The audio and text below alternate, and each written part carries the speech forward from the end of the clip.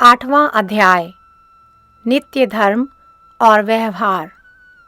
एक दिन गोद्रुम के वैष्णवगण श्री गौराहृद के दक्षिण पूर्वी किनारे वनवासी वैष्णवों के कुंज में प्रसाद सेवन के उपरांत एकत्रित हुए। लाहिड़ी महाशय ने एक भक्तिपूर्ण पद सुनाकर वैष्णवों के हृदय को ब्रज भाव से ओतप्रोत कर दिया। पद की समाप्ति पर कुछ वैष्णवजन गौर लीला और कृष्ण लीला की एकता पर विचार करने लगे। उसी समय बड़गाछी से कुछ वैष्णव लोग उपस्थित हुए। उन्होंने पहले गौराहृद को और उसके उपरांत वैष्णवों को साष्टांग प्रणाम किया। वैष्णवों ने आगंतुकों का यथोचित सम्मान किया। उस कुंज में एक बहुत ही पुराना वट का वृक्ष था, जिसके नीचे एक पक्का चबूतरा था।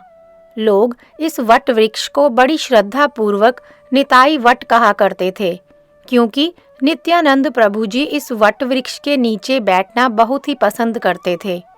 वट वृक्ष के नीचे वैष्णव साधुओं की एक खासी सभा जम गई। धीरे धीरे परस्पर हरि कथा होने लगी। इसी बीच बड़गाछी के एक नवागंतुक जिज्ञासु युवक नम्रता पूर्वक बोल उठे, मैं कुछ पूछना चाहता हूँ।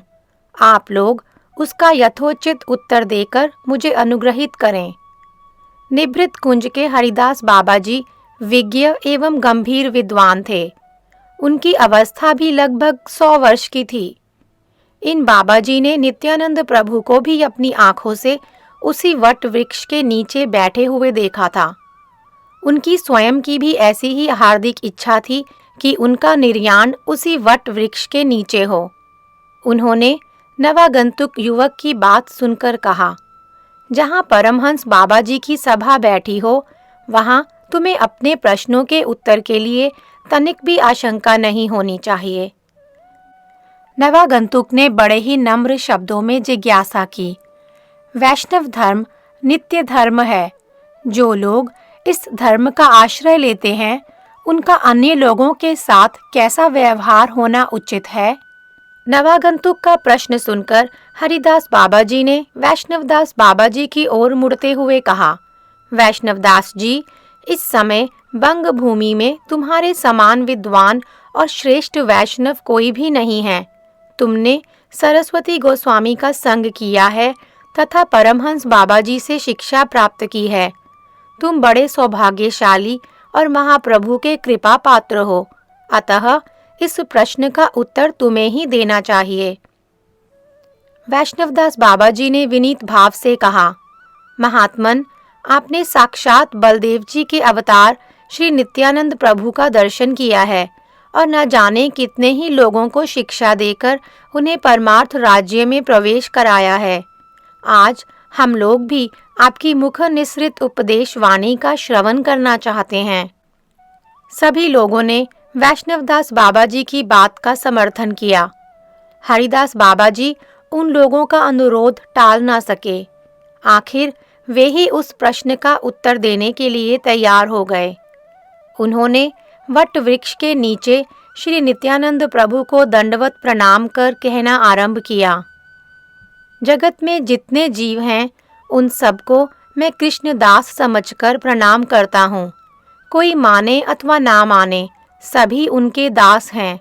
यद्यपि निखिल जीव श्री कृष्ण के स्वतः सिद्ध दास हैं, तथापि जो अज्ञानवश या भ्रमवश अपने को कृष्णदास नहीं मानते, वे एक श्रेणी के लोग हैं, और जो उनकी दासता स्वीकार करते हैं, वे दूसरी श्रेणी के। इस तरह जगत में 2 प्रकार के लोग हैं, एक बहिर्मुख और दूसरे अंतर्मुख या कृष्णोन्मुख।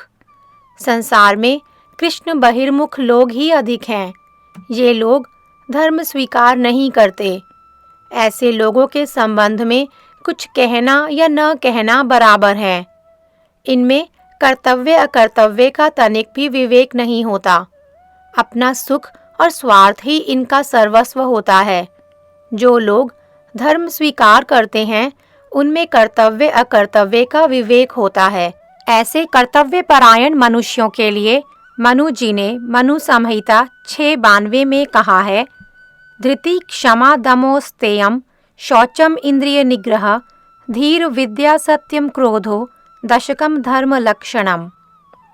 अर्थात धृति या संतोष, क्षमा, सामर्थ्य रहते हुए भी दूसरों के द्वारा किए गए अपकारों के बदले अपकार न करना, दम, विकार का कारण उपस्थित होने पर भी मन की अविकृत अवस्था, अस्तेय या चोरी, शौच, इंद्रिय निग्रह या इंद्रियों को विषय से हटाना, धी या शास्त्र आदि का तत्व ज्ञान, विद्या या आत्मज्ञान, सत्य, अक्रोध या क्रोध का कारण उपस्थित होने पर भी क्रोध न करना, ये 10 धर्म के लक्षण हैं। इनमें धृति, दम, शौच, इंद्रिय निग्रह, धी और विद्या, ये 6 तो अपने प्रति कर्तव्य हैं। बाकी क्षमा, आस्तेय, सत्य और अक्रोध, ये 4 दूसरों के प्रति कर्तव्य हैं। ये 10 प्रकार के धर्म साधारण लोगों के लिए हैं, क्योंकि इनमें से किसी भी लक्षण में हरि भजन का स्पष्ट निर्देश नहीं पाया जाता है। दूसरी बात यह है कि यह भी निश्चय पूर्वक नहीं कहा जा सकता है कि इन 10 लक्षणात्मक धर्म का पालन करने से ही मानव जीवन संपूर्ण रूप से कल्याणमय हो जाएगा। विष्णु धर्मोत्तर में कहा गया है, जीवितम विष्णु भक्तस्य वरम 5 दीनानि च न तु कल्प सहस्त्राणि भक्तिहीनस्य केशवे। अर्थात इस संसार में विष्णु भक्त का 5 दिन जीना भी मंगलकारी है, जबकि विष्णु भक्ति विहीन लोगों की इस जगत में 1000 कल्प तक विद्यमानता भी कल्याणप्रद नहीं, प्रत्युत उससे जगत का अमंगल ही होता है। कृष्ण भक्ति से रहित मनुष्य मनुष्य कहलाने का अधिकारी नहीं है। शास्त्रों में ऐसे भक्ति रहित मनुष्यों की गणना 2 पैर वाले पशुओं से की गई है।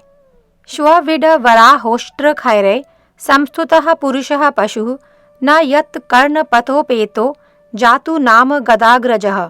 श्रीमद् भागवतम 2:3-19। अर्थात जिसके कानों में भगवान श्री कृष्ण का नाम कभी प्रवेश न किया हो, वह मनुष्य विष्ठा भोजी घृणित सूकर, संसार रूपी मरुभूमि में विचरणकारी तथा कंटक भोजी ऊंट और स्त्री पर ताड़ित तथा बोझ ढोने वाले गधे से भी गया बीता है। यहाँ उपर्युक्त प्रकार के लोगों का कर्तव्य अथवा अकर्तव्य नहीं पूछा गया है, बल्कि प्रश्नकर्ता के प्रश्न का भाव केवल ऐसे लोगों के व्यवहार या कर्तव्य कर्म के निरूपण किए जाने से है जो भगवत भक्ति मार्ग का अवलंबन कर चुके हैं। जिन लोगों ने भक्ति पथ का अवलंबन कर लिया है, उन्हें 3 श्रेणियों में विभक्त किया गया है, कनिष्ठ, मध्यम और उत्तम। जिन्होंने अभी केवल भक्ति मार्ग में प्रवेश मात्र किया है किंतु भक्त नहीं हो पाए हैं, उन्हें कनिष्ठ भक्त कहते हैं। उनका लक्षण यह है, आचार्यामेव हरये पूजाम यः श्रद्धयते न तद्भक्तेषु चान्येषु स भक्तः प्राकृतः स्मृतः। श्रीमद् भागवत 11:2-47। अर्थात जो भगवान की अर्चा और श्री मूर्ति की श्रद्धा पूर्वक पूजा तो करते हैं, परंतु भगवान के भक्तों और दूसरे जीवों की विशेष सेवा शुश्रूषा नहीं करते, उन्हें प्राकृत अर्थात कनिष्ठ भक्त कहते हैं। सिद्धांत यह है कि श्रद्धा ही भक्ति का बीज है। श्रद्धा पूर्वक भगवान की पूजा करने से ही भक्ति होती है, यह बात ठीक है। तथापि भक्त की सेवा शुश्रूषा किए बिना केवल भगवान की पूजा को शुद्ध भक्ति नहीं कहा जा सकता है। उससे भक्ति के पूर्ण स्वरूप की अभिव्यक्ति नहीं होती, अर्थात भक्ति कार्य का अभी थोड़ा सा द्वार प्रवेश मात्र हुआ है। श्रीमद् भागवत में कहा गया है, यस्यात्म बुद्धि कुणपे त्रिधातु के स्वधि कल्त्रादिषु भौम इज्यधि यथीर्थ बुद्धि सलीले न कहिर्चित जनेष्वभिज्ञेषु स एव गौखरः। श्रीमद् भागवत 10:84-13। जो मनुष्य वात, पित्त और कफ इन 3 धातुओं से बने हुए शव तुल्य शरीर को ही आत्मा, मैं, स्त्री, पुत्र आदि को ही मेरा और मिट्टी, पत्थर, काष्ठ आदि पार्थिव विकारों को ही इष्ट देव मानता है, तथा जो केवल जल को ही तीर्थ समझता है, भगवत भक्तों को नहीं, वह मनुष्य होने पर भी पशुओं में नीच गधा ही है। तात्पर्य यह है कि यद्यपि अर्चा मूर्ति में ईश्वर की पूजा के अभाव में भक्ति का प्रादुर्भाव नहीं होता, केवल वितर्क द्वारा हृदय शुष्क होता है और भजन का विषय भी निर्दिष्ट नहीं होता, तथापि श्री मूर्ति की सेवा के लिए शुद्ध चिन्मय बुद्धि की आवश्यकता है। इस जगत में जीव ही चिन्मय वस्तु हैं। इनमें भी कृष्ण भक्त जीव ही शुद्ध चिन्मय हैं। भगवान कृष्ण भी शुद्ध चिन्मय वस्तु हैं। चिन्मय वस्तु की उपलब्धि करने के लिए जड़ जीव और कृष्ण के संबंध ज्ञान का होना अनिवार्य है। इस संबंध ज्ञान के साथ श्री मूर्ति की पूजा करने के लिए कृष्ण पूजा और भक्त सेवा दोनों एक साथ होनी चाहिए। जिस श्रद्धा से चिन्मय तत्व के प्रति ऐसा आदर का भाव होता है, उसे शास्त्रीय श्रद्धा कहते हैं। चिन्मय तत्व का यथार्थ संबंध ना जानकर जो श्री मूर्ति की पूजा की जाती है, उसका आधार लौकिक श्रद्धा है। अतएव वह भक्ति का प्रथम द्वार होने पर भी शुद्ध भक्ति नहीं है। शास्त्रों में भक्ति के द्वार तक पहुँचे हुए मनुष्यों का लक्षण इस प्रकार कहा गया है: ग्रहीत विष्णु दीक्षा को विष्णु पूजा परो नरः, वैष्णवो अभिहितो अभिगैर इतरो अस्माद वैष्णवः। हरिभक्ति विलास 1:55। अर्थात जो विष्णु मंत्र से विधिवत दीक्षित होकर विष्णु की पूजा करते हैं, उन्हें शास्त्रविद पंडित जन वैष्णव की संज्ञा देते हैं। उनके अतिरिक्त सभी अवैष्णव हैं। वंशानुक्रम से जो लोग कुलगुरु को मानकर या लोगों की देखा देखी लौकिक श्रद्धा से अनुप्राणित होकर विष्णु मंत्र की दीक्षा लेकर श्री विष्णु की अर्चा मूर्ति की पूजा करते हैं, वे कनिष्ठ वैष्णव अर्थात प्राकृत भक्त हैं। ये लोग शुद्ध भक्त नहीं हैं। इन प्राकृत भक्तों में छाया भक्त्याभास प्रबल होता है। भक्त्याभास दो प्रकार का होता है, पहला प्रतिबिंब भक्त्याभास और दूसरा छाया भक्त्याभास। प्रतिबिंब भक्त्याभास की गणना अपराध में होने के कारण इसमें वैष्णवता नहीं होती। छाया भक्त्याभास में वैष्णवता का कुछ कुछ आभास होता है। प्राकृत भक्त प्रतिबिंब भक्त्याभास की अवस्था से परे होता है। यह छाया भक्त्याभास भी बड़े सौभाग्य से प्राप्त होता है, क्योंकि यह भक्ति की पूर्व अवस्था है और इससे भी क्रमशः मध्यम और उत्तम वैष्णव हुआ जा सकता है। परंतु जैसा भी हो, इन लोगों को शुद्ध भक्त नहीं कहा जा सकता है। ये लोग लौकिक श्रद्धा के साथ श्री अर्चा मूर्ति की पूजा करते हैं और साधारण लोगों के लिए कहे गए 10 लक्षणात्मक धर्म के अनुरूप ही इन लोगों का दूसरों के प्रति व्यवहार होता है। भक्तों के लिए शास्त्रों में जो निर्दिष्ट व्यवहार हैं, वे इनके लिए नहीं हैं। सबसे प्रमुख बात तो यह है कि कौन भक्त है और कौन अभक्त है, यह समझ लेने की शक्ति या बुद्धि इन लोगों में नहीं होती। यह अधिकार मध्यम कोटि के वैष्णवों का है। श्रीमद् भागवत में मध्यम वैष्णवों का व्यवहार निरूपण करते हुए कहते हैं: ईश्वरे तद्धीनेषु बालिशेषु द्विषत्सु च प्रेम मैत्री कृपोपेक्षा यह करोति स मध्यमः। श्रीमद् भागवतम 11:2-46। यहाँ पर जिस व्यवहार की बात कही गई है, वह नित्य धर्म के अंतर्गत का व्यवहार है। यहाँ नैमित्तिक और संसारी व्यवहारों की बातें नहीं कही गई हैं। वैष्णव जीवन में इसी व्यवहार की आवश्यकता है। यदि अन्य व्यवहार इस नित्य धर्मगत व्यवहार के विरोधी ना हो, तो आवश्यकता अनुसार ग्रहण किए जा सकते हैं। वैष्णव व्यवहार के 4 प्रकार के पात्र हैं।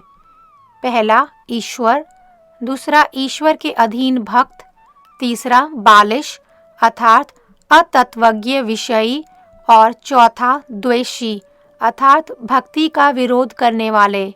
इन चारों पात्रों के प्रति क्रमशः प्रेम, मैत्री, कृपा और उपेक्षा करना ही वैष्णव व्यवहार है। अर्थात ईश्वर से प्रेम, भक्तों से मित्रता, बालिशों पर कृपा और द्वेषियों के प्रति उपेक्षा ही वैष्णव व्यवहार है। पहला, ईश्वर के प्रति प्रेम अर्थात सर्वेश्वर कृष्ण के प्रति प्रेम। प्रेम शब्द का अर्थ शुद्ध भक्ति से है। भक्ति रसामृत सिंधु में शुद्ध भक्ति का लक्षण इस प्रकार बतलाया गया है। अन्य अभिलाषिता शून्यम ज्ञान कर्मादि अनावृतम अनुकूलेन कृष्णानुशीलनम भक्तिर उत्तमा। अर्थात श्री कृष्ण की सेवा के अतिरिक्त अन्य कामनाओं से रहित होकर तथा ज्ञान और कर्म आदि के प्रति स्वाधीन चेष्टाओं का परित्याग कर समस्त इंद्रियों द्वारा जो कृष्ण का अनुशीलन किया जाता है, कृष्ण की सेवा की जाती है, उसे उत्तमा भक्ति कहते हैं। यह उत्तमा भक्ति मध्यम कोटि के वैष्णवों की साधन, भाव और प्रेम दशा तक पाई जाती है। पहले कहे गए कनिष्ठ अधिकार में केवल श्री मूर्ति की श्रद्धा पूर्वक पूजा करने का लक्षण पाया जाता है, किंतु उत्तमा भक्ति का उनमें कोई भी लक्षण नहीं पाया जाता। जिस दिन उनके हृदय में उत्तमा भक्ति के लक्षण समूह प्रकाशित हो पड़ेंगे, उसी दिन से उनकी गणना मध्यम अधिकारी वैष्णवों में होने लगेगी। इससे पूर्व उन्हें भक्ताभास या वैष्णवाभास ही कहा जाएगा। कृष्णानुशीलन ही प्रेम है, परंतु अनुकूलेन शब्द द्वारा कृष्ण प्रेम के अनुकूल भक्तों के प्रति मित्रता, अतत्वज्ञों पर कृपा तथा भक्ति विरोधी व्यक्तियों की उपेक्षा करना भी मध्यम कोटि के वैष्णवों के लक्षण हैं। दूसरा, भगवान के अधीन भक्तों के प्रति मित्रता। जिन लोगों के हृदय में शुद्ध भक्ति का आविर्भाव हो चुका है, वे भगवान के अधीन भक्त हैं। कनिष्ठाधिकारी स्वयं भगवान के अधीन शुद्ध भक्त नहीं हैं और वे शुद्ध भक्तों का आदर सत्कार भी नहीं करते। इसीलिए मध्यम और उत्तम भक्त ही मैत्री के पात्र हैं। श्री चैतन्य चरितामृत में कुलीन ग्राम के भक्तों के प्रश्नोत्तर में श्रीमन महाप्रभु जी ने जिन उत्तम, मध्यम और कनिष्ठ वैष्णवों के संबंध में उपदेश दिया है, उन सबको मध्यम और उत्तम कोटि का वैष्णव समझना चाहिए। उनमें से कोई भी केवल अर्चा मूर्ति का पूजक कनिष्ठाधिकारी नहीं है। केवल अर्चा पूजा करने वाले के मुख से शुद्ध कृष्ण नाम नहीं होता, उनका नाम छायानामाभास होता है। मध्यम अधिकारी गृहस्थ वैष्णवों को महाप्रभु जी ने 3 प्रकार के वैष्णवों की सेवा करने की आज्ञा दी है। जिनके मुख से एक बार कृष्ण नाम सुनाई दे, जिनके मुख से निरंतर कृष्ण नाम सुनाई पड़े और जिन्हें देखते ही स्वतः कृष्ण नाम उदित हो, इन तीनों प्रकार के वैष्णवों की सेवा करनी चाहिए। जिनके मुख से शुद्ध कृष्ण नाम नहीं निकलता, ऐसे नामाभास करने वाले वैष्णवों की सेवा वैष्णव सेवा के अंतर्गत नहीं ली गई है। केवल शुद्ध नामाश्रयी वैष्णवों की ही सेवा करने योग्य है। वैष्णवों के तारतम्य अनुसार सेवा का भी तारतम्य है। मैत्री शब्द से संग, वार्तालाप और सेवा सभी समझना चाहिए। शुद्ध वैष्णवों को देखते ही उनकी अभ्यर्थना करनी चाहिए तथा आदर पूर्वक उनके साथ वार्तालाप करना चाहिए। उनकी आवश्यकताओं को भी जहाँ तक हो सके पूर्ण करना चाहिए। यह सब वैष्णव सेवा के अंतर्गत है। उनसे कभी विद्वेष नहीं करना चाहिए। भूल कर भी उनकी निंदा नहीं करनी चाहिए। उनकी कुरूपता से घृणा नहीं करनी चाहिए तथा बीमार देखकर अनादर नहीं करना चाहिए। तीसरा, बालिशों पर कृपा। बालिश शब्द से अतत्वज्ञ, मूढ़ या मूर्ख मनुष्य समझना चाहिए। किसी तरह की शिक्षा ना मिली हो, मायावाद आदि मतांतरों में प्रवेश ना किया हो तथा भक्ति या भक्तों के प्रति विद्वेष करना ना सीखा हो, फिर भी अहमता और ममता प्रबल होकर जिसे ईश्वर में श्रद्धा नहीं करने देती, ऐसे विषयी मनुष्य को बालिश कहते हैं। पढ़ लिख कर केवल पंडित होने पर भी जिनमें ईश्वर विश्वास का अभाव है, वे भी बालिश हैं। कनिष्ठाधिकारी प्राकृत भक्त भक्ति के प्रवेश द्वार तक पहुँचने पर भी संबंध तत्व को ना जानने के कारण जब तक शुद्ध भक्ति प्राप्त नहीं कर पाते, वे भी बालिश ही कहलाने के योग्य हैं। संबंध तत्व को जानकर शुद्ध भक्तों की कृपा से जब उनकी रुचि शुद्ध हरिनाम में होगी, तभी उनका बालिशपन दूर होगा और वे मध्यम कोटि के वैष्णवों में गिने जाएंगे। ऐसे बालिशों के प्रति मध्यम वैष्णवों के कृपा रूप व्यवहार की बहुत ही आवश्यकता है। अतिथि मानकर यथाशक्ति इनकी आवश्यकताओं को पूर्ण करना चाहिए। इतना ही नहीं, बल्कि जिससे इनकी अनन्य भक्ति में श्रद्धा उत्पन्न हो तथा श्री हरिनाम के प्रति उनकी रुचि पैदा हो, वैसा प्रयत्न करने का नाम ही यथार्थ कृपा है। अतत्वज्ञ होने के कारण बालिश व्यक्ति थोड़ा सा कुसंग पाकर ही पतित हो पड़ता है। अतः उन्हें सर्वदा कुसंग से बचाना चाहिए तथा उन्हें अपने साथ रखकर नाम महात्म्य और सदुपदेश श्रवण कराना चाहिए। रोगी कभी अपनी चिकित्सा नहीं कर सकता, इसीलिए उसकी चिकित्सा करनी चाहिए। जैसे रोगी का क्रोधपूर्ण व्यवहार क्षम्य है, बालिशों के व्यवहार भी उसी प्रकार क्षम्य हैं। इसी का नाम कृपा है। बालिशों में बहुत से भ्रम होते हैं, यथा कर्म कांड में विश्वास, कभी कभी ज्ञान के प्रति झुकाव, ईश्वर की अर्चा मूर्ति की कामना सहित पूजा, योग में श्रद्धा, सत्संग के प्रति उदासीनता, वर्णाश्रम के प्रति आसक्ति आदि अनेक प्रकार के भ्रम हैं। संग, कृपा और सदुपदेश द्वारा इन भ्रमों के दूर होने पर कनिष्ठाधिकारी भी मध्यम कोटि के वैष्णव हो सकते हैं। जब ऐसे लोग भगवान की अर्चा मूर्ति की पूजा करना आरंभ कर दें, तो समझना चाहिए कि इन्होंने अपने कल्याण का बीज बो दिया है। अब इनमें कोई मतवाद का दोष नहीं है और शीघ्र ही इनका कल्याण होने वाला है। मतवाद का दोष न होने के कारण उनमें थोड़ी थोड़ी श्रद्धा की गंध भी होती है, किंतु जो लोग मायावाद के विचारों के अनुसार भगवान की अर्चा पूजा करते हैं, उनमें श्री मूर्ति के प्रति तनिक भी श्रद्धा नहीं होती। वे लोग भगवान के चरणों में अपराधी होते हैं। इसीलिए श्रद्धेयते पद का व्यवहार कनिष्ठाधिकारी के प्रति किया गया है।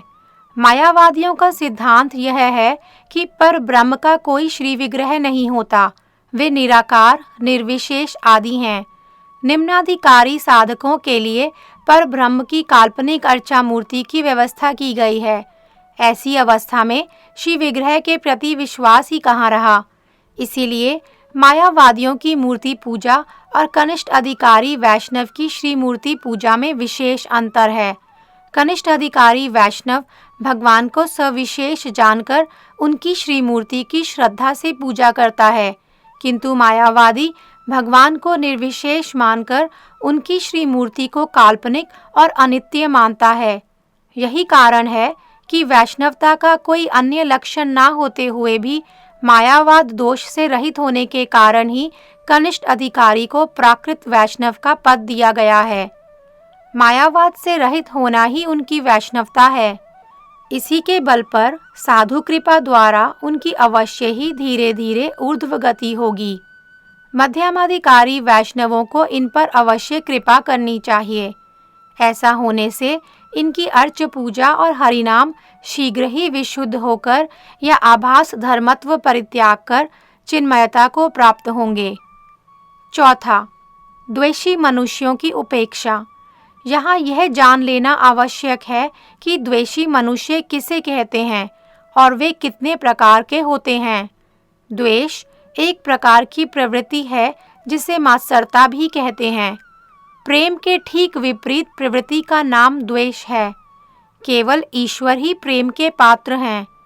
इन ईश्वर के प्रति प्रेम के विपरीत जो प्रवृत्ति होती है उसे द्वेष कहते हैं। द्वेष 5 प्रकार का होता है। पहला, ईश्वर में अविश्वास। दूसरा, ईश्वर को कर्म फल से उत्पन्न स्वभाव शक्ति मानना। तीसरा, ईश्वर के विशेष स्वरूप में विश्वास न करना। चौथा, जीवों को ईश्वर के नित्य रूप के अधीन नहीं मानना। पांचवा, दया शून्यता। जिन लोगों का हृदय इन द्वेष प्रवृत्तियों से दूषित होता है, उन्हें शुद्ध भक्ति कभी प्राप्त नहीं हो सकती है। वे शुद्ध भक्ति के प्रवेश द्वार स्वरूप कनिष्ठाधिकारी की अर्चा भक्ति से भी रहित होते हैं। विषयासक्ति के साथ उक्त 5 प्रकार के द्वेष रह सकते हैं। तीसरे और चौथे प्रकार के द्वेषों के साथ कभी-कभी आत्मघाती वैराग्य भी देखा जाता है। मायावादी सन्यासियों का जीवन ही इनके उदाहरण है। इन द्वेषी व्यक्तियों के प्रति शुद्ध भक्त कैसा व्यवहार करेंगे? उनके प्रति उपेक्षा करना ही कर्तव्य है। मनुष्य के प्रति मनुष्य का जो व्यवहार होता है उसे परित्याग करना ही उपेक्षा है, ऐसा समझना भूल है। अथवा द्वेषी व्यक्ति पर कोई विपत्ति पड़ने पर उसका दुख दूर करने का प्रयत्न नहीं करना चाहिए, यह भी ठीक नहीं है। गृहस्थ वैष्णवों को लोक समाज में रहना पड़ता है। दूसरे लोगों के साथ एकत्र वास करने से परस्पर संबंध हो जाता है। विवाह द्वारा बहुतों के साथ बंधुत्व स्थापित हो जाता है। वाणिज्य व्यवसाय में अनेक लोगों से संबंध पैदा होता है। विषय संरक्षण और पशुपालन आदि कार्यों में भी बहुतों के साथ नाना प्रकार के संबंध जुड़ जाते हैं।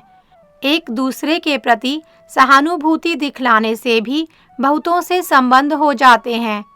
इस प्रकार इन संबंधित व्यक्तियों में यदि उपरोक्त द्वेष भाव पाए जाएं, तो इनके साथ गृहस्थ वैष्णव का कैसा व्यवहार होना उचित है? इन्हें उन लोगों की उपेक्षा करनी होगी, किंतु उपेक्षा का अर्थ यह नहीं है कि इनके साथ अपना समस्त व्यवहार बंद कर दिया जाए, बल्कि उपेक्षा का तात्पर्य यह है कि बहिर्मुख लोगों के साथ व्यवहारिक कार्यों को तो पूर्ववत चालू रखना चाहिए, परंतु जहाँ तक पारमार्थिक व्यवहार का प्रश्न है, इस विषय में इनका संग नहीं करना चाहिए। मान लो अपने ही परिवार का एक व्यक्ति अपने कर्मानुसार द्वेषी स्वभाव का हो जाए, तो क्या उसे परित्याग कर देना होगा? कभी नहीं। अनासक्त होकर उसके साथ व्यवहारिक कार्यों को तो करना चाहिए, परंतु परमार्थिक विषयों में उसका संग नहीं करना चाहिए। यही उसकी उपेक्षा है। परमार्थ के संबंध में मिलन, उसके संबंध में कथोपकथन, परस्पर उपकार और सेवा ऐसे कार्य ही परमार्थिक संग हैं। ऐसा संग न करने का नाम ही उपेक्षा है। द्वेषी व्यक्ति नाना प्रकार के मतवादों में पड़कर शुद्ध भक्ति की प्रशंसा अथवा उसके संबंध में कोई सदुपदेश सुनते ही निरर्थक वाद विवाद करेगा। इससे ना तो तुम्हारा ही कोई उपकार होगा और ना उसका ही कोई कल्याण होगा। इस प्रकार व्यर्थ तर्क से दूर रहकर ऐसे लोगों के साथ केवल व्यवहारिक संग मात्र करना चाहिए। यदि कहो द्वेषी व्यक्तियों को भी बालिशों के अंतर्गत मानकर उन पर भी कृपा करने से अच्छा होता, तो ऐसा करने से कोई उपकार होना तो दूर रहा, उल्टे अपना भी अपकार होगा। उपकार अवश्य करो, किंतु सावधान होकर। मध्यम अधिकारी शुद्ध भक्तों को इन 4 प्रकार के व्यवहारों का अवश्य पालन करना चाहिए। ऐसा न करने से उन्हें अपने अधिकार के अनुसार अपने कर्तव्यों की अवहेलना के कारण भीषण दोष लगता है। स्वे स्वे अधिकारे या निष्ठा स गुणः परिकीर्तितः विपर्ययस्तु दोषः स्यादुभयोरेष निर्णयः। श्रीमद् भागवत 11:21-2। अर्थात अपने अपने अधिकार के अनुसार धर्म में दृढ़ निष्ठा रखना ही गुण कहा गया है और इसके विपरीत अनाधिकार चेष्टा करना ही दोष है। तात्पर्य यह है कि गुण और दोष दोनों का निर्णय अधिकार के अनुसार किया जाता है, किसी वस्तु के अनुसार नहीं।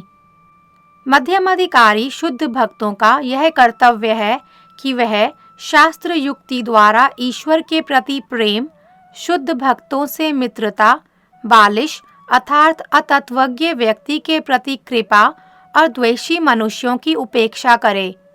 भक्ति के तारतम्य से मित्रता का तारतम्य, बालिशों की मूर्खता और सरलता के तारतम्य से उन पर कृपा का तारतम्य और द्वेषी व्यक्तियों के द्वेष के तारतम्य से उपेक्षा का तारतम्य उपयुक्त होता है।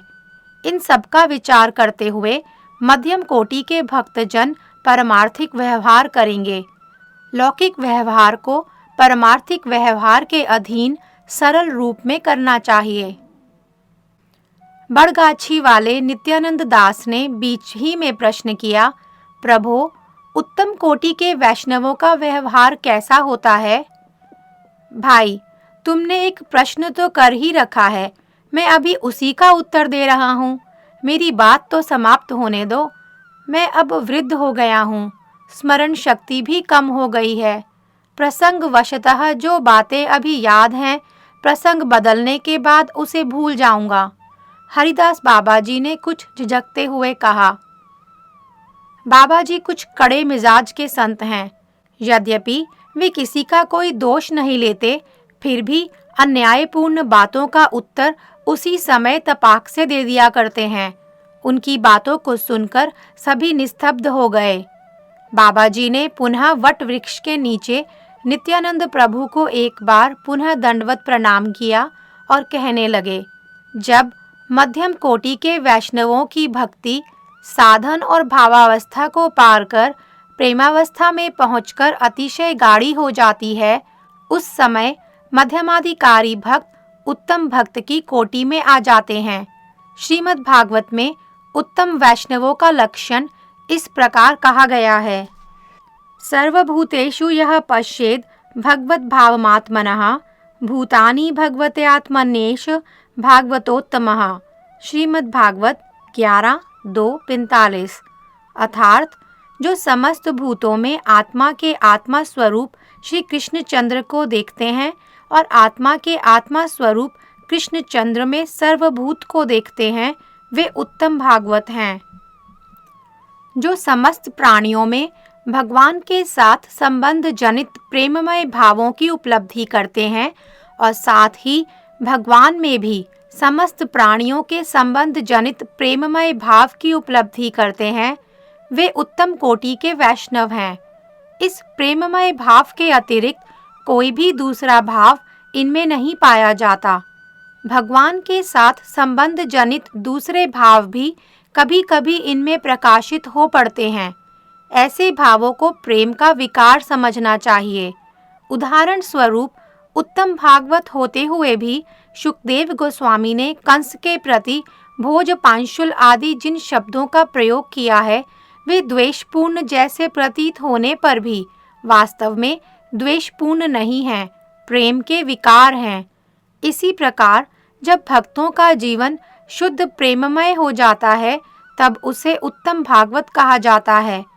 इस अवस्था में मध्यम अधिकार के प्रेम, मैत्री, कृपा और उपेक्षा रूप व्यवहारों के तारतम्य का विचार नहीं रहता, प्रत्युत उनके समस्त व्यवहार प्रेमाकार हो पड़ते हैं। इनकी दृष्टि में उत्तम, मध्यम और कनिष्ठ वैष्णव का अथवा वैष्णव और अवैष्णव का कोई भेद नहीं रहता। ऐसी अवस्था अत्यंत दुर्लभ है।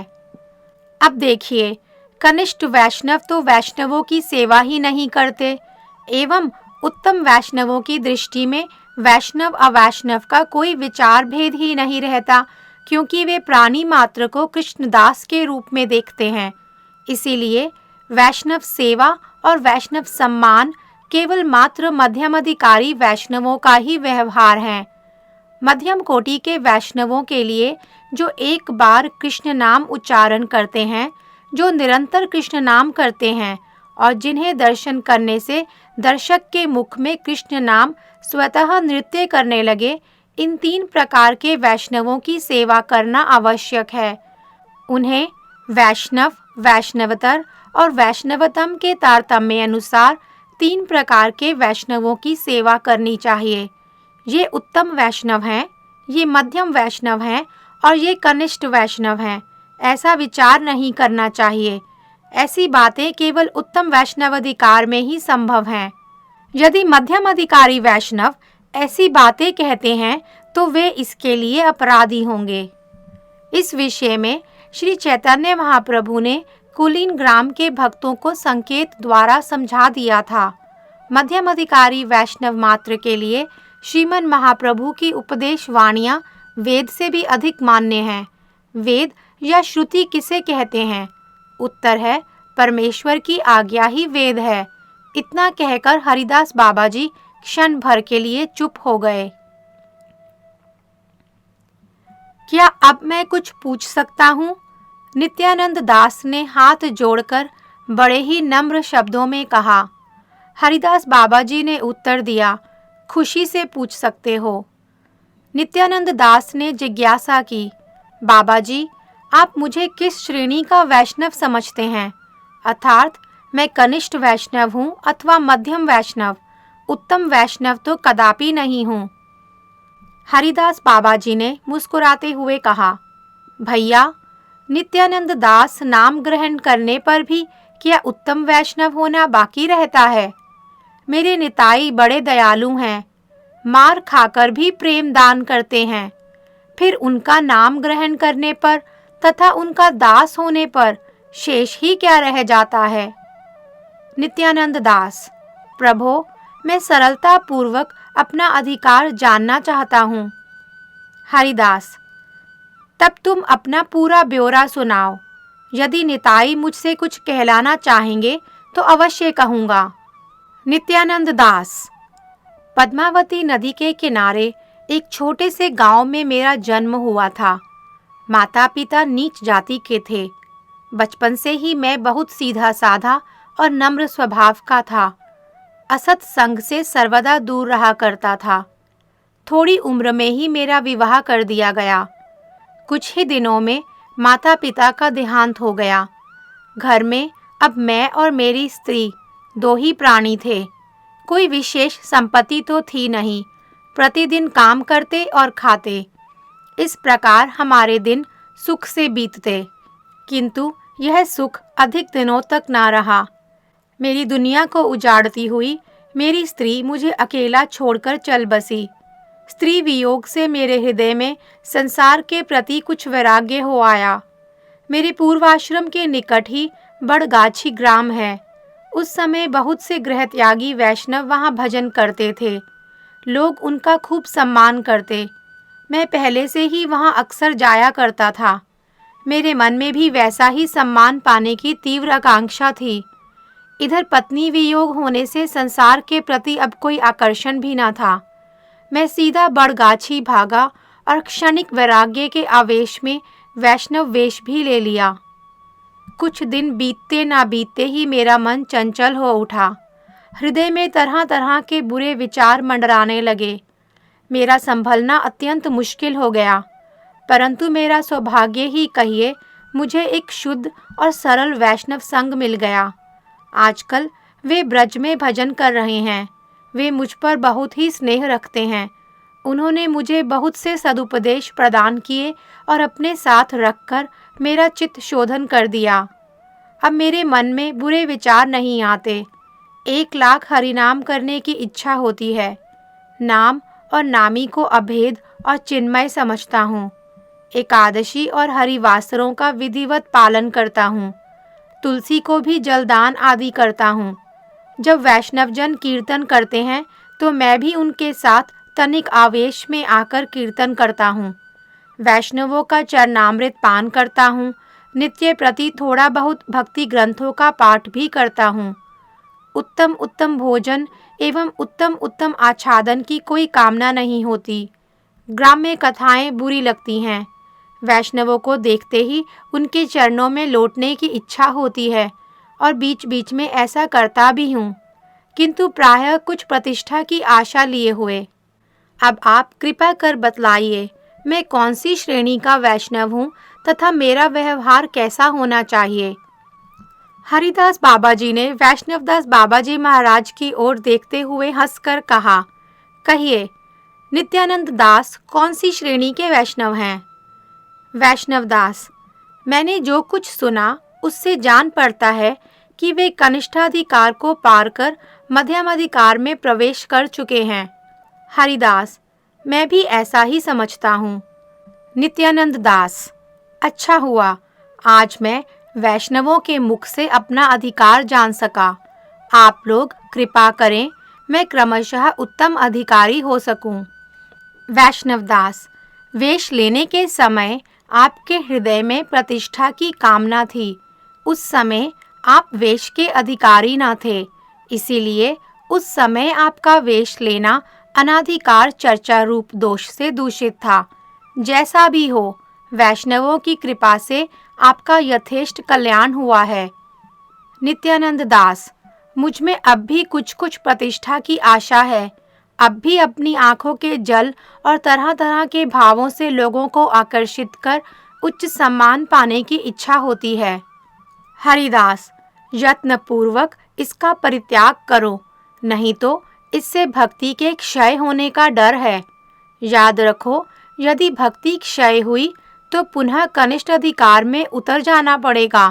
काम, क्रोध आदि षड रिपुओं के दूर होने पर भी प्रतिष्ठा की आशा दूर नहीं होती। यह वैष्णवों की सबसे जबरदस्त शत्रु है। यह साधक को सहज ही छोड़ना नहीं चाहती। विशेषतः छाया भावाभास को छोड़कर सच्चे भाव का एक बिंदु होना भी कल्याणप्रद है। आप कृपा करें। कहते कहते नित्यानंद दास ने हरिदास बाबा जी के चरणों की धूली लेकर अपने मस्तक पर धारण कर ली। पैरों की धूली लेते हुए देखकर बाबा जी बड़े संकुचित हुए और जल्दी से उठकर उन्होंने उसे छाती से लगा लिया तथा अपने पास बैठाकर उसकी पीठ पर हाथ फेरने लगे। नित्यानंद की आंखों से झरझर कर आंसू गिरने लगे। हरिदास बाबा जी भी लाख कोशिश करके अपने आंसुओं को रोक ना सके। एक अपूर्व भाव उदित हुआ। उपस्थित सभी वैष्णवों की आंखें उमड़ आईं। नित्यानंद दास का जीवन आज सार्थक हो गया। इन्होंने मन ही मन हरिदास बाबा जी को अपना गुरु मान लिया। भावों के शांत होने पर नित्यानंद दास ने फिर पूछा, भक्ति के संबंध में कनिष्ठ भक्तों का मुख्य लक्षण क्या है और गौण लक्षण क्या है? हरिदास, भगवान के नित्य स्वरूप में विश्वास और भगवान की अर्चा मूर्ति की पूजा, ये कनिष्ठ वैष्णवों के दो मुख्य लक्षण हैं। उनके श्रवण, कीर्तन, स्मरण और वंदना आदि अनुष्ठान समूह गौण लक्षण हैं।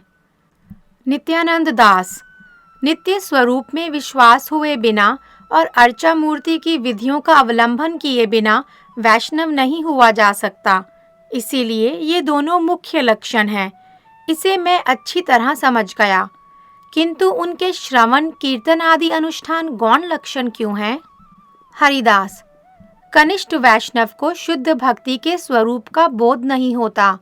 श्रवण, कीर्तन आदि शुद्ध भक्ति के अंग हैं। शुद्ध भक्ति के स्वरूप बोध के अभाव में उनकी श्रवण और कीर्तन आदि क्रियाएं मुख्य धर्म के रूप में प्रकाशित नहीं होती, प्रत्युत गौण रूप में प्रकाशित होती हैं। विशेषतः सत्व, रज और तम ये तीनों प्रकृति के गुण हैं। इसीलिए ये गुण से उत्पन्न अर्थात गौण कहलाती हैं। परंतु यदि ये अनुष्ठान समूह निर्गुण रूप में हो तो वे भक्ति के अंग हैं। जिस समय ये अनुष्ठान निर्गुणता को प्राप्त कर लेते हैं, उसी समय मध्यमाधिकार उपस्थित हो पड़ता है। नित्यानंद दास, कनिष्ठ वैष्णवों में कर्म और ज्ञान रूप दोष जब तक वर्तमान रहता है तथा भगवत भक्ति से इतर नाना प्रकार की कामनाएं उनके हृदय में भरपूर रहती हैं, तब तक उन्हें भक्त की संज्ञा कैसे दी जा सकती है? हरिदास, भक्ति का मूल श्रद्धा है। जिनकी यह श्रद्धा उत्पन्न हो गई, वे उसी समय भक्ति के अधिकारी हो गए। अतः इसमें कोई संदेह नहीं कि वे भक्ति के द्वार पर उपस्थित हो गए हैं। श्रद्धा शब्द का अर्थ विश्वास से है। कनिष्ठ भक्तों को जब श्री मूर्ति के प्रति विश्वास पैदा हो गया है, तब वे भक्ति के अधिकारी हैं। नित्यानंद दास, वे कब भक्ति प्राप्त कर सकेंगे? हरिदास, जब उनके ज्ञान और कर्म रूप दोष दूर हो जाएंगे, अनन्य भक्ति के अतिरिक्त दूसरी समस्त अभिलाषाओं का उनमें सर्वथा अभाव हो जाएगा तथा भक्त सेवा को अतिथि सेवा से पृथक जानकर जब भक्ति के अनुकूल स्वरूपा भक्त सेवा के प्रति उनकी रुचि उत्पन्न होगी, तब वे मध्यमाधिकारी भक्तों की श्रेणी में आ जाएंगे। नित्यानंद दास, शुद्ध भक्ति संबंध ज्ञान के साथ उत्पन्न होती है। उनमें संबंध ज्ञान पैदा ही कब हुआ जिससे वे शुद्ध भक्ति के अधिकारी बन गए? हरिदास। मायावाद रूप दूषित ज्ञान दूर होने पर यथार्थ संबंध ज्ञान और शुद्ध भक्ति साथ प्रकाशित होते हैं। नित्यानंद दास। कब तक होते हैं? हरिदास। जिनकी सुकृति में जितनी अधिक शक्ति होती है। नित्यानंद दास। सुकृति द्वारा सर्वप्रथम क्या होता है? हरिदास। सत्संग प्राप्त होता है। नित्यानंद दास। सत्संग के बाद क्या होता है? हरिदास। श्रीमद् भागवत में भक्ति के क्रम विकास का सुंदर विवेचन है। सताम प्रसंगान मम वीर्य संविदो भवन्ति हृत कर्ण रसायनाः कथाः तज्जोषणादाश्व पवर्ग वर्तमनि श्रद्धा रतिर भक्तिर अनुक्रमिष्यति। श्रीमद् भागवतम 3:25-25। अर्थात सत्पुरुषों के समागम से मेरे पराक्रमों का यथार्थ ज्ञान कराने वाली तथा हृदय और कानों को प्रिय लगने वाली वीर्यवती कथाएं होती हैं।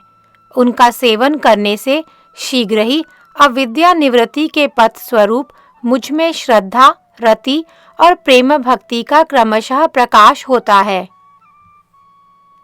सत्संग में हरि कथा को श्रवण करने से क्रमशः श्रद्धा, रति और भक्ति प्रकाशित होती है। नित्यानंद दास। सत्संग की प्राप्ति कैसे होती है? हरिदास। पहले ही कह चुका हूँ कि सत्संग की सुकृति से प्राप्ति होती है। भवापवर्गो भ्रमतो यदा भवेत् जनस्य तर्हयच्युत सत्समागमः सत्संगमो यरहि तदैव संगतौ परावरेशे त्वयि जायते रति। श्रीमद् भागवत 10:51-53। अर्थात अपने स्वरूप में नित्य स्थित रहने वाले भगवान जीव अनादि काल से जन्म मृत्यु रूप संसार के चक्कर में भटक रहा है। जब उस चक्कर से छूटने का समय आता है तब उसे सत्संग प्राप्त होता है। यह निश्चय है कि जिस क्षण सत्संग प्राप्त होता है उसी क्षण संतों के आश्रय चित्त और अचित्त के ईश्वर आप में जीव की बुद्धि अत्यंत दृढ़ता से लग जाती है। नित्यानंद दास। यदि साधु संग द्वारा ही कनिष्ठ भक्तों की श्रीमूर्ति में रुचि उत्पन्न होती है तब इस कथन का तात्पर्य क्या है कि वे साधु सेवा नहीं करते? हरिदास। दैव योग से सत्संग प्राप्त होने पर श्री मूर्ति के प्रति विश्वास पैदा होता है, किंतु भगवत पूजा एवं साधु सेवा दोनों साथ साथ होनी आवश्यक है। जब तक ऐसी श्रद्धा उत्पन्न नहीं होती तब तक वैसी श्रद्धा को पूर्ण श्रद्धा नहीं कह सकते तथा तब तक अनन्य भक्ति में भी अधिकार नहीं होता। नित्यानंद दास। कनिष्ठ भक्तों की उन्नति का क्रम क्या है? हरिदास। जिनकी श्रीमूर्ति के प्रति श्रद्धा तो उत्पन्न हो चुकी है किंतु कर्म और ज्ञान रूप दोष तथा कृष्णेतर अभिलाषाएं दूर नहीं हो सकी हैं, वे प्रतिदिन भगवान की अर्चा पूजा करते हैं।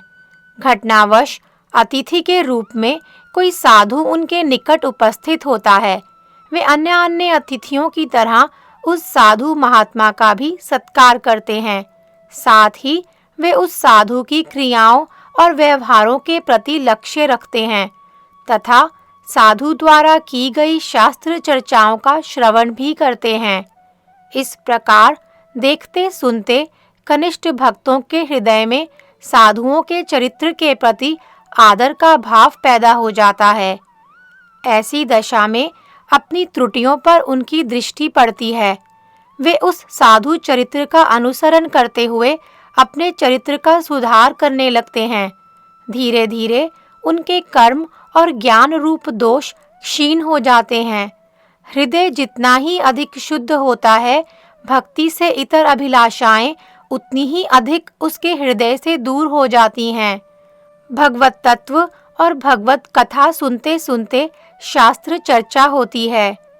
हरि की निर्गुणता, हरिनाम की निर्गुणता और श्रवण कीर्तन आदि भक्ति के अंगों की निर्गुणता पर वे जितना अधिक विचार करते हैं, उनका संबंध ज्ञान क्रमशः दृढ़तर होता जाता है एवं जिस समय उनका संबंध ज्ञान संपूर्ण हो जाता है उनका मध्यमाधिकार भी उस समय उपस्थित हो जाता है। इसी समय उनका वास्तविक रूप में साधु संग आरंभ होता है। अब वे साधुओं को साधारण अतिथियों की श्रेणी से पृथक कर अत्यंत श्रेष्ठ मानकर उनके प्रति गुरु बुद्धि रखने लगते हैं। नित्यानंद दास, बहुत से कनिष्ठ भक्तों की उन्नति नहीं देखी जाती, इसका क्या कारण है? हरिदास, द्वेषी संग प्रबल रहने से कनिष्ठाधिकार क्रमशः क्षीण हो जाता है और उसके स्थान पर ज्ञान और कर्माधिकार प्रबल हो उठता है। किसी किसी जगह अधिकार ना तो क्षीण ही होता है और ना उन्नत ही होता है, बिल्कुल स्थिर रहता है। नित्यानंद दास, ऐसा कब होता है? हरिदास, जहाँ साधु संग और द्वेषी संग समान रूप से चलते हैं। नित्यानंद दास, किस अवस्था में निश्चित रूप में प्रगति होती है? हरिदास, जहाँ सत्संग प्रबल और द्वेषी संग दुर्बल होता है। नित्यानंद दास, कनिष्ठाधिकारियों में पाप पुण्य की प्रवृत्ति कैसे होती है? हरिदास, प्रथमावस्था में कर्मियों और ज्ञानियों की तरह पीछे जैसे जैसे उनकी भक्ति वृत्ति निर्मल होती जाती है, उनकी पाप पुण्य की प्रवृत्ति भी शिथिल हो जाती है। नित्यानंद दास, प्रभो, कनिष्ठाधिकार की बातें मेरी समझ में आ गई हैं। अब मध्यमाधिकारी भक्तों का मुख्य लक्षण बतलाइए।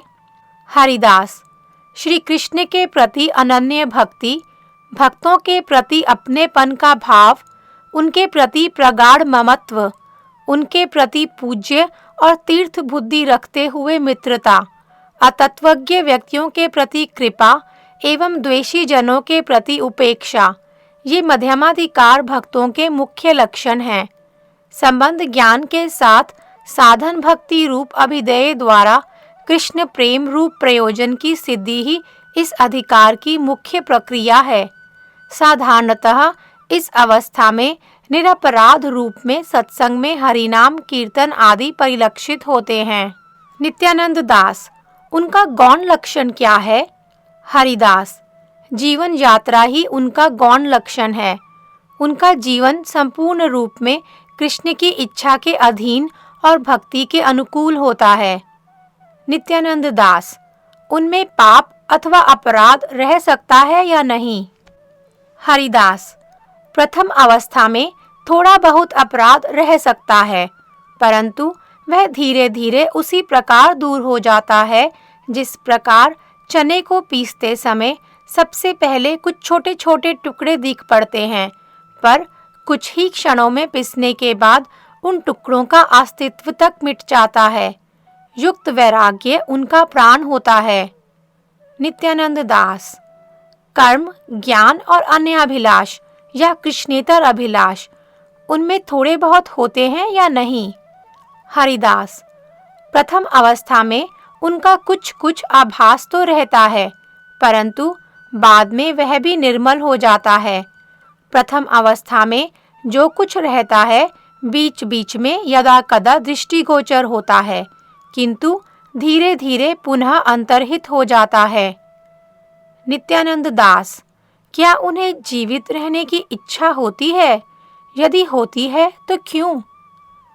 हरिदास, यूं तो उनमें जीने या मरने अथवा मुक्त होने की कोई इच्छा नहीं होती, फिर भी केवल भजन की परिपक्वता के लिए वे जीवित रहना चाहते हैं। नित्यानंद दास, क्या वे मरना भी नहीं चाहते? मरने के बाद ही तो कृष्ण की कृपा से उनकी स्वरूप में अवस्थिति होगी। इस भौतिक शरीर में सुख ही क्या है? हरिदास, उनकी कोई भी स्वतंत्र इच्छा नहीं होती। उनकी सारी इच्छाएं कृष्ण की इच्छाओं के अधीन होती हैं। वे ऐसा मानते हैं कि प्रत्येक घटना कृष्ण की इच्छा से ही होती है। जब उनकी जैसी इच्छा होगी तब वैसी ही घटनाएं होंगी। अतः उन्हें स्वयं कोई स्वतंत्र इच्छा करने की आवश्यकता नहीं होती। नित्यानंद दास, मैं मध्यमाधिकारी भक्तों के लक्षण भी समझ गया। अब मुझे उत्तमाधिकारी भक्तों का गौण लक्षण बतलाइए। हरिदास, केवल दैहिक क्रिया ही उनका गौण लक्षण है। वह भी निर्गुण प्रेम के इतने अधीन कि पृथक रूप में गौण भाव दिखलाई नहीं पड़ता। नित्यानंद दास, प्रभो, कनिष्ठाधिकारी के लिए तो गृह त्याग की कोई विधि ही नहीं है। मध्यमाधिकारी ग्रही अथवा गृह त्यागी दोनों में से किसी भी अवस्था में रह सकता है, किंतु उत्तमाधिकारी भक्त क्या गृहस्थ रह सकते हैं?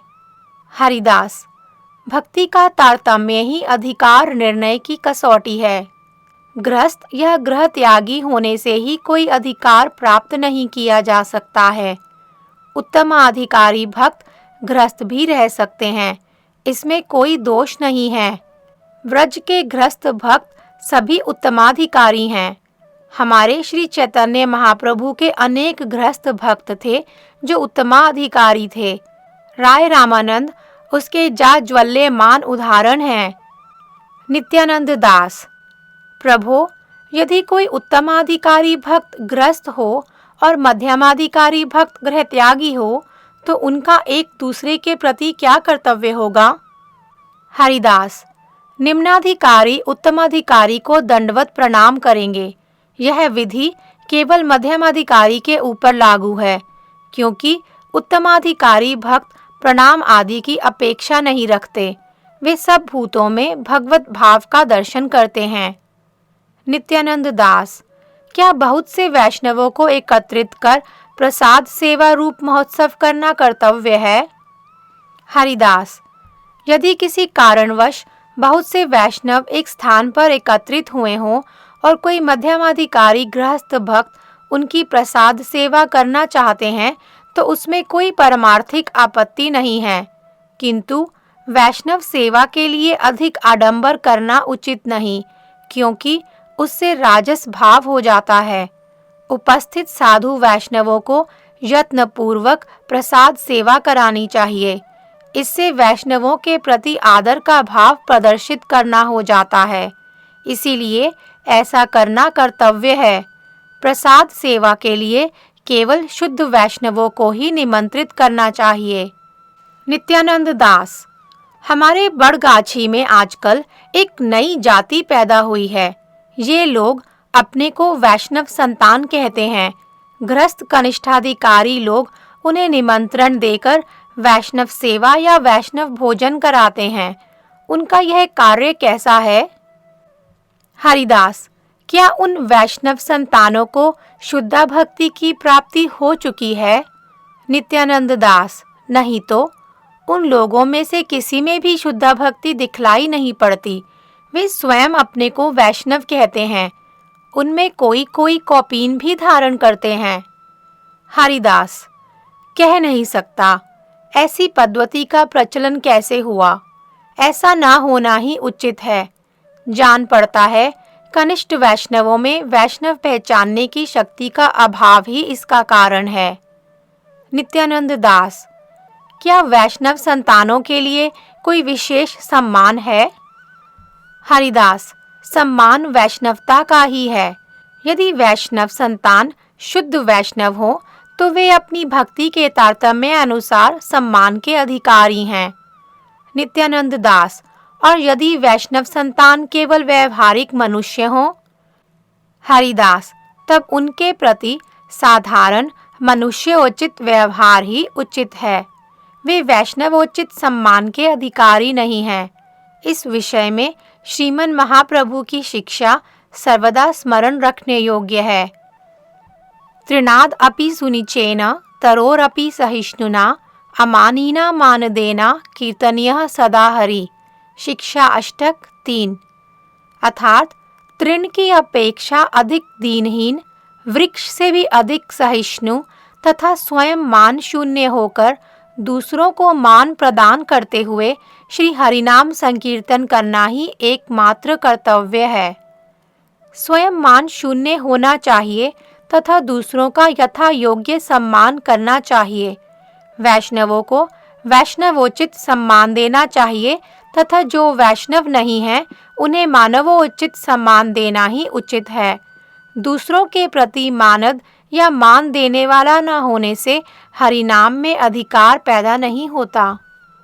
नित्यानंद दास, स्वयं अमानी कैसे हुआ जाता है? हरिदास, मैं ब्राह्मण हूँ, मैं धनी हूँ, मैं विद्वान हूँ, मैं सन्यासी हूँ, ऐसा अभिमान नहीं करना चाहिए। लोग सम्मान करते हैं, करें, किंतु ऐसे सम्मानों की कतई आशा नहीं रखनी चाहिए। अपने को सदैव दीनहीन, अकिंचन और तृण से भी अधिक नीच समझना चाहिए। नित्यानंद दास, इससे तो जान पड़ता है कि दैन्य और दया के बिना वैष्णव नहीं हुआ जा सकता। हरिदास, बिल्कुल ठीक। नित्यानंद दास, तो क्या भक्ति दैन्य और दया के सापेक्ष है? हरिदास, नहीं, भक्ति पूर्ण निरपेक्ष है। भक्ति स्वयं सौंदर्य है और स्वयं अलंकार है। वे किसी भी सद्गुण की अपेक्षा नहीं रखती। दैन्य और दया कोई पृथक गुण नहीं है, भक्ति के ही अंतर्गत हैं। मैं कृष्ण का दास हूँ, अकिंचन हूँ, दीनहीन, कंगाल हूँ। कृष्ण ही मेरे सर्वस्व हैं। यहाँ जो भक्ति दिखलाई पड़ती है वही दैन्य है। श्री कृष्ण के प्रति आदर भाव ही भक्ति है। अन्य सभी जीव कृष्ण के दास हैं, उनके प्रति आदर भाव दया है। अतएव दया कृष्ण भक्ति के अंतर्गत व्यापार है। दया और दैन्य के मध्यवर्ती भाव का नाम क्षमा है। मैं दीनहीन हूँ, क्या मैं दूसरों का दंडदाता हूँ? जब यह भाव दया के साथ मिलित होते हैं, उस समय क्षमा अपने आप उपस्थित होती है। क्षमा भी भक्ति के अंतर्गत व्यापार है। कृष्ण सत्य हैं, जीवों का कृष्ण दास्य भी सत्य है। जड़ जगत जीवों का पांथ निवास है, यह भी सत्य है। अतएव भक्ति भी सत्य है, क्योंकि कृष्ण के प्रति जीवों के दास्य भाव का नाम ही भक्ति है। सत्य, दैन्य, दया और क्षमा, ये चारों भक्ति के अंतर्गत भाव विशेष हैं। नित्यानंद दास, अन्य धर्मावलंबियों के प्रति वैष्णवों का व्यवहार कैसा होना चाहिए? हरिदास, श्रीमद् भागवत का उपदेश है, नारायण कलाः शांताः भजन्ति ह्यनसूयवः। श्रीमद् भागवतम 1:2-26। अर्थात अनिंदक और शांत स्वभाव वाले संतजन नारायण तथा उनके अंश और कला स्वरूपों की आराधना करते हैं। वैष्णव धर्म के अतिरिक्त और कोई भी धर्म नहीं है। इसके अतिरिक्त जितने भी धर्म प्रचारित हुए हैं अथवा आगे होंगे, वे सभी वैष्णव धर्म के या तो सोपान हैं अथवा विकृति। सोपान स्थानीय धर्मों का यथा योग्य आदर करना चाहिए और विकृत धर्मों के प्रति द्वेष शून्य होकर स्वयं भक्ति तत्व का अनुशीलन करना चाहिए। दूसरे धर्मावलंबियों के प्रति हिंसा द्वेष का भाव नहीं रखना चाहिए। जब जिनके शुभ दिन आएंगे वे अनायास ही वैष्णव बन जाएंगे, इसमें संदेह नहीं। नित्यानंद दास, वैष्णव धर्म का प्रचार करना कर्तव्य है या नहीं? हरिदास, कर्तव्य है और अवश्य कर्तव्य है। हमारे श्री चैतन्य महाप्रभु ने सभी पर इस धर्म के प्रचार का भार दिया है। नाचो गाओ भक्त संगे करो संकीर्तन, कृष्ण नाम उपदेशी तारो सर्वजन। अतएव माली आज्ञा दिल सब आकारे, जहाँ तहाँ प्रेम फल देह जारे तारे। श्री चैतन्य चरितामृत। हाँ, एक बात सर्वदा याद रखना, वह यह है कि कुपात्र को सुपात्र बनाकर नाम उपदेश देना, कुपात्र को नाम नहीं देना। जहाँ उपेक्षा की आवश्यकता हो, वहाँ ऐसे शब्दों का प्रयोग नहीं करना चाहिए जिससे प्रचार कार्य में बाधा उपस्थित हो जाए। हरिदास बाबा जी की अमृतमय मधुर वाणियों को सुनकर नित्यानंद दास प्रेम में विभोर होकर बाबा जी के चरणों में लोटने पोटने लगे। वैष्णवों की बारंबार हरिध्वनि से सारा उपवन गूंज उठा। सभा भंग हुई। बाबा जी महाशय को दंडवत प्रणाम कर सभी अपने अपने स्थानों को लौट गए। 8वां अध्याय समाप्त।